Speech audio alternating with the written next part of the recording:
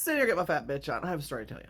So, I did something today I didn't think I'd ever do again in my whole life. Back in the 90s, I was living in Minneapolis, and I had seen a chiropractor at Gay Pride. She was a lesbian, and I thought, well, she's representing at Gay Pride. She must be good, so I made an appointment to go see her. That was a mistake. Her office was kind of like an assembly line, kind of intimidating. And she got me on this table, and she gave me an adjustment of some sort. I don't know what it was. I remember it hurt, and it was pretty rough.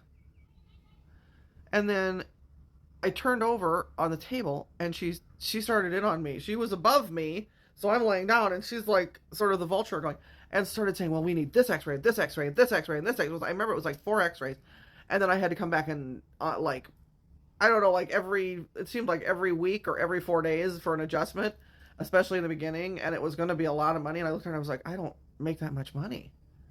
And she was like, well, can't you get it from somebody? And I was like, well, my mom's very nice. But she goes, so you need to call her and get the money from her.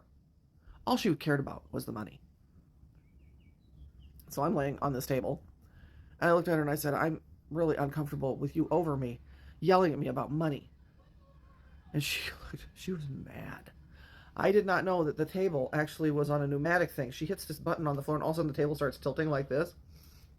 I slid off the end of it and crashed onto the floor on my feet. With a sore back, that was very jarring, and she knew she hurt me. And I left. So, that brings us up to today. I made an appointment for acupuncture. I think it would be a good thing to help my back, and I'd never had it done before. So I rolled up to the place that I thought was an acupuncturist. It says chiropractor and acupuncture, and I'm like, oh shit. I was so scared I almost just drove away. But I was like, no, well, let's see what's going on. So I went in, and everyone was very, very kind. The doctor was nice. The receptionists were very, very nice. One of the ladies takes me in to get the x-rays, and she goes, okay, so he's going to adjust you and then do the... I said, no. I said, I only was here for acupuncture.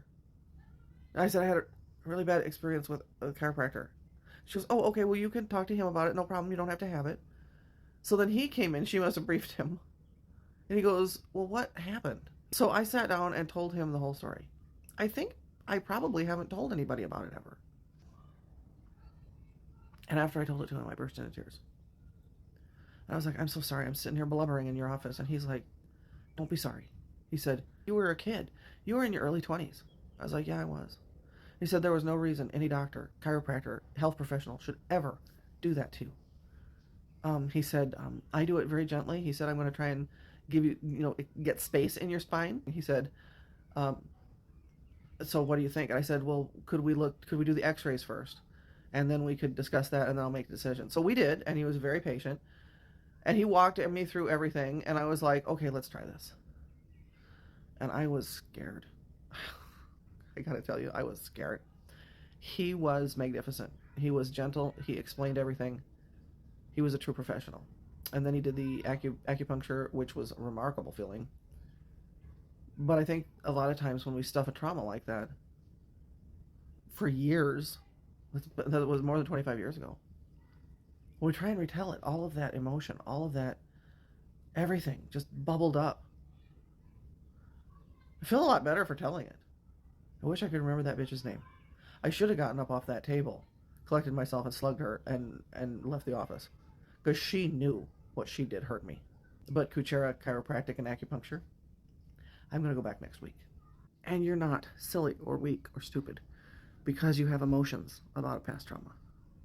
Get it out. Talk about it. That actually is much more therapeutic. Annie Rosie loves you.